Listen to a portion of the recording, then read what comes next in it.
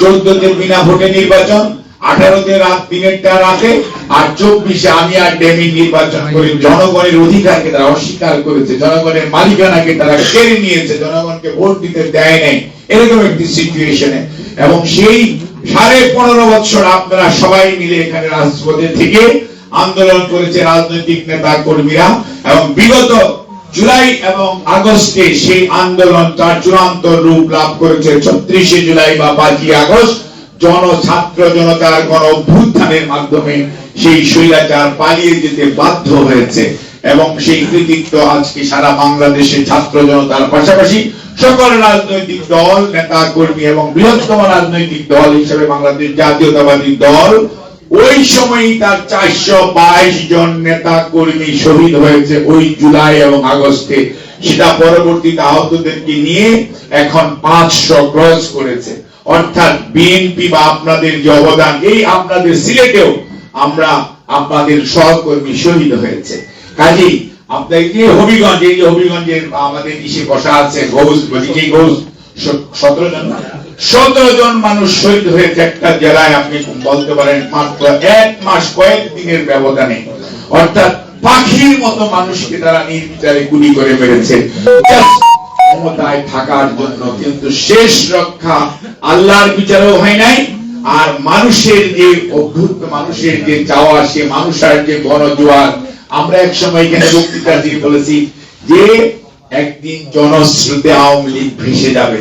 ঘটনাটা কিন্তু 5ই আগস্টের কথা মনে করে দেখেন, জনস্রোতে তারা কিন্তু কোথায় ভেসে গেছে, আজও তাদেরকে হদিশ পাওয়া যায়। কিন্তু তাদের যে প্রেতাত্মা, তারা কিন্তু আপনার আমার মাঝখানে আছে এখনো, এবং আছে দেখেই আজকে বিভিন্ন জায়গায় বিভিন্ন দুর্ঘটনা ঘটছে, এবং বিভিন্ন জায়গায় তারা দেশে বিদেশে ষড়যন্ত্র করে আবারও বাংলাদেশের মানুষের অধিকার হরণ করার জন্য তারা ষড়যন্ত্র করছে।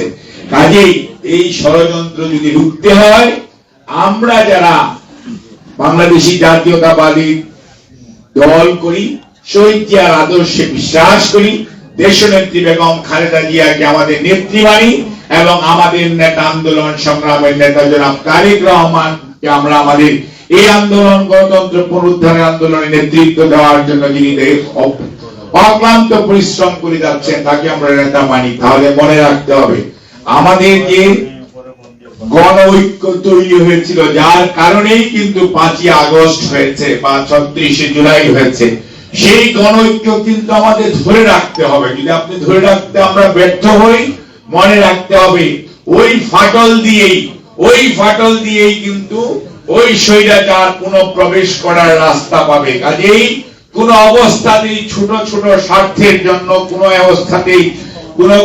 অবস্থাতে আমাদের গণ ঐক্যে ফাটল ধরানো যাবে না। মনে রাখতে হবে, যারা বাংলাদেশের স্বাধীনতা, সার্বভৌমত্বে বিশ্বাস করে না, মানুষের অধিকারে বিশ্বাস করে না, সেই মানুষগুলোকে আর ফেরত আসতে দেওয়া যাবে না। যারা ইলিয়াস আলীকে গুম করলো, দিনার জুনেদকে গুম করলো, তাদের কি বিচার হবে না? অবশ্যই বিচার হতে হবে।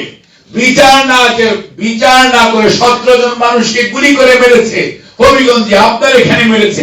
অর্থাৎ যেখানে মানুষ শহীদ হয়েছে, পাখির মতো গুলি করে মেরেছেন, সেই মানুষগুলোর হত্যার কি বিচার হবে না?